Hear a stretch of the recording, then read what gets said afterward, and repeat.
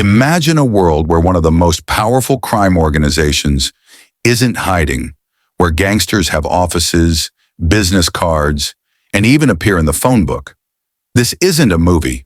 This is real life in Japan, and it's all about the Yakuza, a crime syndicate that's technically legal. But how is that even possible? And more importantly, how are they still running everything from the shadows? To understand why the Yakuza are legal today, we need to go back, way back. The Yakuza's roots trace to the 1600s, Japan's Edo period. There were two groups, the Takiya, street peddlers, and the Bakuto, gamblers, outcasts, rogues. But they weren't just criminals. They developed their own strict codes of honor, and even helped maintain order in their communities. Over time, they evolved into organized groups, some acting as vigilantes, others as enforcers. But one thing stayed the same: their belief in loyalty, hierarchy, and honor above all. Fast forward to post-World War II Japan. The country was devastated, chaos reigned, and the Yakuza stepped in. They offered protection, enforced contracts, and as strange as it sounds, they helped stabilize parts of society. They even aided with disaster relief, handing out supplies after earthquakes. And so, they weren't chased into the shadows. They were tolerated, accepted, even respected by some. They weren't above the law, but they were allowed to exist alongside it. So here's the crazy part. The Yakuza are not banned in Japan. In fact, they're registered. Their headquarters are listed publicly. Some have corporate websites. How can this be?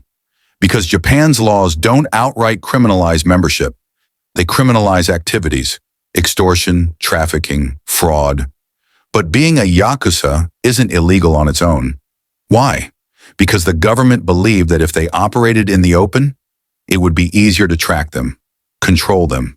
And in many ways, that strategy worked. But the Yakuza didn't stop at gambling or protection rackets. Today, they have their hands in real estate, finance, construction, even tech companies. They use front companies to launder billions.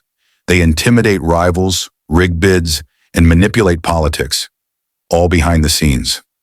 In some industries, it's almost impossible to avoid Yakuza connections. And they're not just local. Yakuza networks have ties in Thailand, the US, and Europe. From drugs to human trafficking, they've gone global, but all while keeping that strange legality in Japan. But things are shifting. In recent years, the Japanese government has cracked down hard. New laws now blacklist Yakuza companies. Banks are refusing service. Yakuza members are being evicted, shunned, and frozen out. Even tattoo artists have faced pressure. Membership is dropping. Young people don't see the allure anymore. Some families even disown children who join. The Yakuza, once seen as untouchable, are fading. But that doesn't mean they're gone. The Yakuza were born from the shadows, operated in the daylight, and are now drifting into twilight. Legal, but hunted. Feared, but fading. What happens next is anyone's guess. But one thing is clear. Japan's most dangerous organization was never hiding. And that may be the most shocking part of all. Thanks for watching. If you enjoyed this deep dive, hit that like button.